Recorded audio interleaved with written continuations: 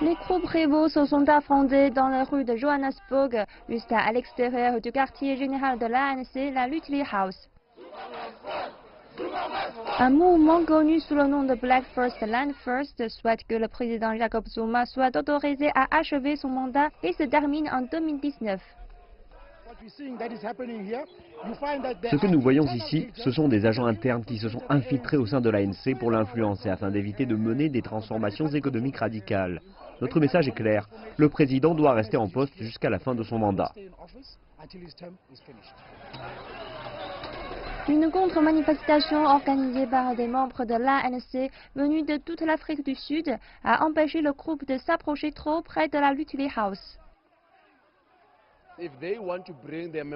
S'ils veulent remettre leur mémorandum précisément parce qu'ils ont une préférence pour le camarade Zuma, nous n'avons pas de problème. Ils peuvent le soutenir et l'aimer, mais ils devraient remettre le mémorandum au bâtiment de l'Union. Mais nous sortons justement de la conférence nationale de l'ANC qui a élu le camarade Cyril Ramaphosa en tant que nouveau président. Donc de notre point de vue, nous estimons qu'il s'agit d'une attaque directe contre le leadership actuel.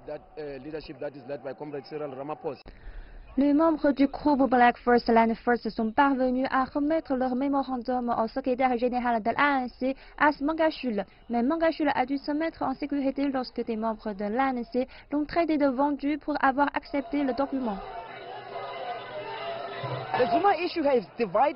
La question de Zuma a divisé le pays entre factions pro et anti-Zuma. Zuma subit une forte pression de la part de l'ANC, de la société civile et des partis d'opposition pour démissionner avant son discours de l'état de la nation prévu le 8 février.